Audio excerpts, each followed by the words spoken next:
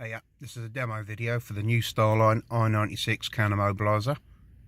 This vehicle is a brand new Mark IV Focus, so it's got factory remote start, so the customer required us to allow the vehicle to start, but you wanted it killed specifically as soon as you select a gear. You can disarm it with a tag, or you can put a unique PIN code in using any of the steering wheel buttons, or you can even use a mobile phone app. So you've got 3 ways of disarming it, which is very good. So I'm just going to pop the tag into the bag so it doesn't recognise it. So I'm going to start it up. It didn't get no chirp to say that it recognised it, and then I'm just going to select the gear. Kills the car instantly, so you cannot select a gear. So now if I put the ignition on, and I'm just going to enter a unique code into the steering wheel, you hear the chirp.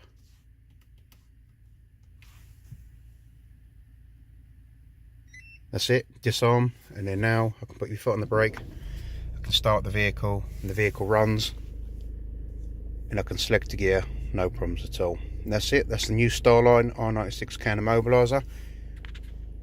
Any questions, just give us a call. Thank you.